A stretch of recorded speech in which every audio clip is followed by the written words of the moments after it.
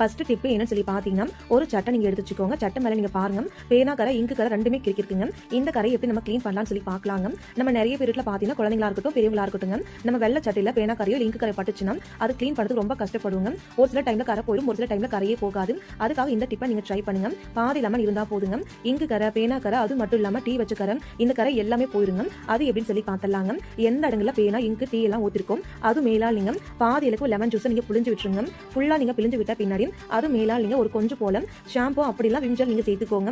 அதுக்கப்புறம் உங்க வீட்டுல வேஸ்டா தூக்கி போடக்கூடிய ஒரு பிரஷ் நீங்க வச்சுட்டு லைட்டா நீங்க தேய்ச்சி விடுங்க. இந்த மாதிரி நீங்க தேய்க்க நீங்க பாத்தீங்கன்னா அந்த இங்கு கரை, பேனா கரை, டீ கரை எதுவா இருந்தாலும் சரிங்க, எல்லா கரையுமே ரொம்ப ஈஸியா வந்துடுங்க. நீங்க பாருங்க, ஃபர்ஸ்ட் பார்த்த கரைக்கும் இப்ப பாக்குற கரைக்கும் உங்களுக்கு நல்லா வித்தியாசம் தெரியுதுங்க. ஃபர்ஸ்ட் கொஞ்சம் அதிகமா இருந்துச்சு, இப்ப கொஞ்சம் கம்மியாயிடுச்சு.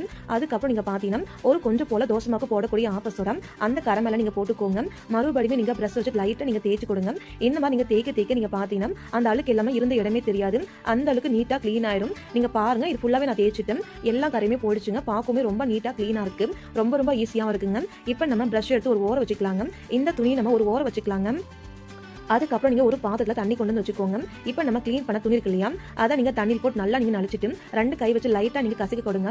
இந்த மாதிரி கசக்கி விட்ட பின்னாடி பாத்தீங்கன்னா மறுபடியும் நல்லா அழிச்சிட்டு நல்லா நீங்க புழிஞ்சுக்கோங்க. புழிஞ்சு விட்ட பின்னாடி பாருங்க, இந்த பாத்திரத்து மேல அந்த சட்டியை போட்டிருக்கேன். எந்த கரையுமே இல்லை. நீங்க பாருங்க, பார்க்கும்போது உங்களுக்கு நல்லா தெரியும் நினைக்கிறேங்க. எப்பேற்பட்ட வெள்ளை துணி மேல இங்கு கரை, பேனா கரை, டீ கரை இருந்தாலும் ரொம்ப ஈஸியா போயிடும். கண்டிப்பா ட்ரை பண்ணுங்க.